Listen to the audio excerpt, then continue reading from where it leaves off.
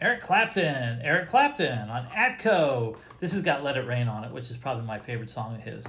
This has got a melted roller, and it looks like I may get lucky and it will have melted more or less into one spot.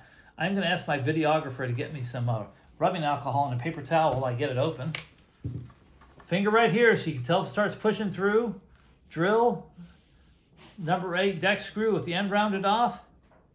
Just start working it in. Take your time. If you feel it starting to bulge up, stop. It's going to work. See how it's opening up there? Okay, got that one open. The bottom one's opened easier. They're not as fussy.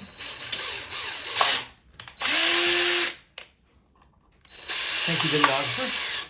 Get that one. Then the middle one. Let's get this one more time. There we go. Now I know I sound like a broken record on these videos, but don't ever try to drill on that one. You expand that shaft that roller's on, the roller will never turn. The tape is junk unless you find a new bottom. Now you got to work this through. Sometimes that little plastic piece breaks when you're trying to get it off that roller.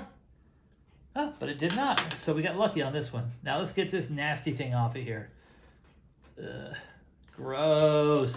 This one was nasty and sticky, but over the years it's hardened up, but it's still a little gooey. Oh, we're lucky though. Look at that. It didn't leave a mess at all. The tape's got a little bit on it though, so I don't know if you can see that, but it's got a sticky section. So we'll put down a paper towel. Now, unfortunately, a fact of life is when you do this, sometimes a little bit of the emulsion or the graphite gets picked up by the rubbing alcohol. There's nothing you can do about it. The tape's already damaged. All you're going to do is make it playable. But the sound quality will be minimal, the damage to it. Unfortunately, most of it's on the back, and it won't make that much difference. So you just rub it off with some rubbing alcohol.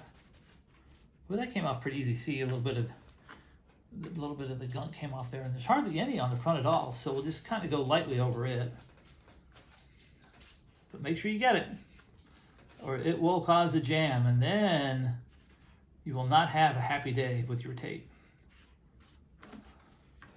Okay, so after that's done, get your fingers dry. Start running over the tape. See if it feels sticky still.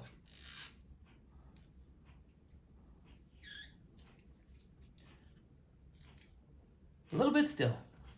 Let's hit it one more time. It may just be due to the fact that the graphite's been worn off there. Okay. Now, I do have a plastic roller. This is from an RCA tape that you don't like, your old favorite Charlie Prods or whatever. They fit in there perfectly. And on a tape this small, a plastic roller would be more than enough. All right, so the tape feels good now. This felt pad is shot. I could peel it. It almost looks like I got eaten by bugs. I could peel this off, but I'm not going to because I have some extras right here. So I'll just stuck one in that I've already rebuilt. Again, the bug-eaten one would probably work, but it might cause some problems with the track changer because of the brass showing through. Okay, so now we put this back in here. It's not unusual for these tapes to jam real easy because the Ampex tape gets sticky, but this one feels fantastic. So I think, got just a little bit of goop here. Let's clean that off. I'm not in the process of restoring tapes. I don't sit around and make them pretty perfect. That's not my job. My job is to fix them, and the owners can make them pretty perfect if they want to. But there we go. Okay. Okay, that one went together really well. All right, let's see what it sounds like.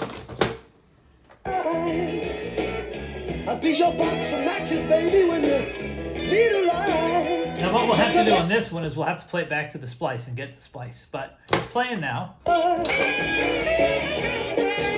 it's pretty cool, too, to think where I just started playing it was the last time it was probably played 50 years ago, and I just took up from where the previous owner said, oh, I'll listen to this later, and never did. Anyway, we'll get it to the splice and get it fixed. That one's done for now. Thanks for watching.